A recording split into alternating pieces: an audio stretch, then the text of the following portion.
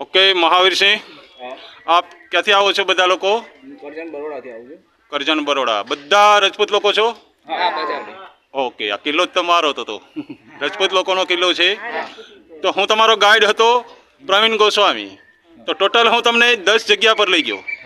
પહેલી જગ્યા બે ભાણેજોએ ગેટ ખોલેલા એ આપણે જોયો સામે. હા, ત્યાંથી હું પથ્થરની ખાઈ, એ પછી નીલમ અને માણેક તોપ, અને એ પછી રાણી પેલેસ. ત્યાંથી આપણે તર દર્શન થયા.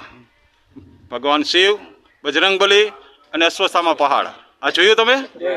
હા, ત્યાંથી હું તમને બુદ્ધ ગુફા અને અડીકડી વાવ, આ 2 જગ્યા તમને બતાવી દે અમે. હા, એ પછી આપણે ગયા 9 મંજિલ એટલે કે 9 માળનો કૂવો, 9 ઘણ કૂવો. હા, અને એ પછી અનાજના તળાવ, અનાજના કોઠા આ આપણે જોયા. હા, એ પછી સીધા આવ્યો આપણે પાણી તળાવ. બરાબર. હા, તો આ જગ્યાઓ તમને કેવી લાગી સાહેબ?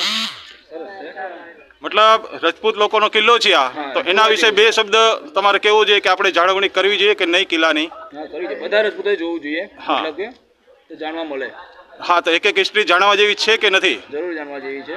શું થયું છે બધું જ ખબર પડે. હા, ટોટલ 36 પેઢી આ કિલ્લામાં થઈ, તો રાજપૂત લોકોની જ છે કે નહીં? રાજપૂત લોકોની જ છે. હા, તો તમારે આની પર ધ્યાન દેવું જોઈએ સાહેબ. જરૂરી, બધાને જરૂરી છે. હા, જે તો રાજપૂત છે બધાને જોવું જોઈએ. એકવાર આવીને. હા, તો બધી વસ્તુ જાણવા મળી ગઈ ટોટલ? હા. ઓકે, બધાને જય ગિરનારી. જય ગિરનારી.